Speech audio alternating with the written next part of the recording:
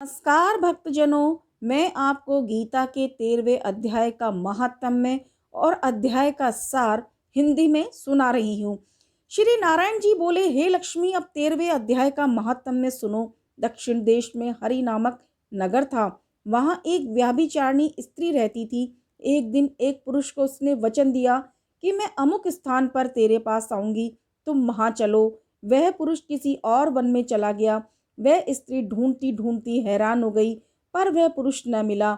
सांझ पड़ गई, तब वह गणिता प्रीतम का नाम लेकर पुकारने लगी। इतने में वह पुरुष मिल गया। दोनों प्रसन्न होकर बैठे ही थे कि इतने में एक शेर आया और गणिका को खा लिया। तब देवदूत धर्मराज के पास गणिका को ले गए। धर्मराज ने हुक्म दिया, इसको चांडालनी का जन्म दो। श्री नारायण कहते हैं, हे लक्ष्मी, उसने गणिका की देह त्याग कर चांडालनी की देह पाई।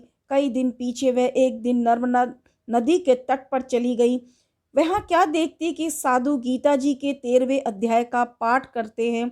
उसने सुन लिया। जब अध्याय पढ़ के भोग पाया तो तुरंत चांडालनी की देह छूट गई और देवदेही पाई। आकाश से विमान आए, जिस पर बैठकर बैकुंठ को चली गई। श्री नारायण जी ने कहा, हे लक्ष्मी, यह 13वें अध्याय का महात्म्य है। जो प्रीति के साथ पढ़ते हैं उसका फल कहा नहीं जा सकता।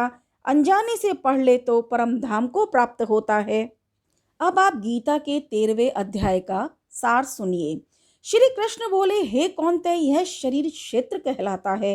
इसके जानने वाले को क्षेत्रज्ञ कहते हैं। इस संपूर्ण क्षेत्र में क्षेत्रज्ञ मुझे ही जान। क्षेत्र और क्षेत्रज्ञ का जो ज्ञान है, मेरे मत से वही ज्ञान है।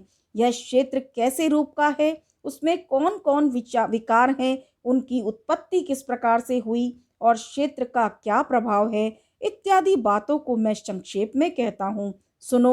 अनेक ऋषियों ने अनेक प्रकार के छंदों में इसको बताया है। वेदों ने भी पृथक पृथक वर्णन किया है। हित वाले ब्रह्मसूत्र में पदों में भी यह ज्ञान निश्चय कहा गया है।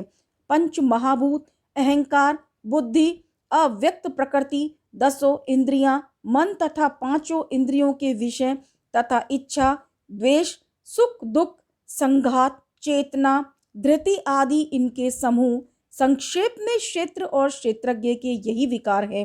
मान और पाखंडों से रहित अहिंसा, सहनशीलता, सरलता, गुरु की सेवा, पवित्रता, अपने मन का संयम, इंद्रियों के विषय में विरक्त, अहंकार रहित और जन्म मृत्यु, बुढ़ापा, रोग, दुखादि दोषों को देखना, पुत्र स्त्री ग्रह इत्यादि में आसक्ति न करना और इनमें अपनों को सुखी दुखी न मानना, इष्ट अनिष्ट की प्राप्ति में हर्ष विषाद रहित रहना, अनन्य भाव से मेरी भक्ति करना, एकांत में रहना, जन समूह में रहने से विराग, सदा स्मरण रहना कि मैं परम परमात्मा का ही अंश हूँ।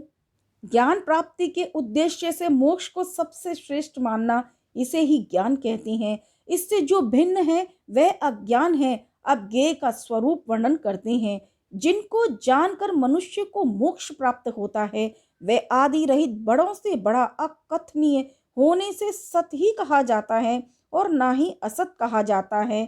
सब और उसके हाथ और चरण हैं, सब और नेत्र, सिर और मुख हैं, सब और कान हैं। वही जगत में सबको घेरे हुए स्थित हैं।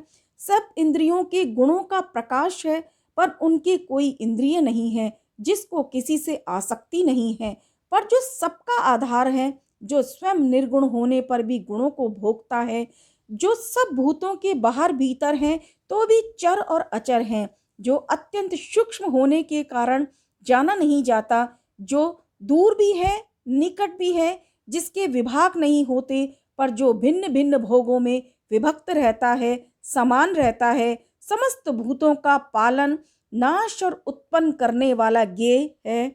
वह अंधकार से परे ज्योतिष्मान पदार्थों को ज्योति देता है। वही ज्ञान जानने योग्य पदार्थ, ज्ञान के द्वारा जानने योग्य सबके हृदय में निवास करता है। इस प्रकार क्षेत्र, ज्ञान और ज्ञेय, इसको संक्षेप में कहा। इसे जानकर मेरा भक्त मेरे पद के योग्य होता है। प्रकृति और पुरुष दोनों ही अनादि है। विकारों और गुणों की उत्पत्ति प्रकृति से हुई है। कार्य और कारण को प्रकृति उत्पन्न करती है। पुरुष तो सुख और दुख का भोगता है। प्रकृति में पुरुष रहता है, प्रकृति के गुणों का उपभोग करता है, तदनुसार उत्तम तथा अधम योनि में जन्म लेता है। इस देह में उसे उपद्रष्टा, अनुमंता, भर्ता, भोक्ता, महेश्वर, परमात्मा और परम पुरुष कहते हैं।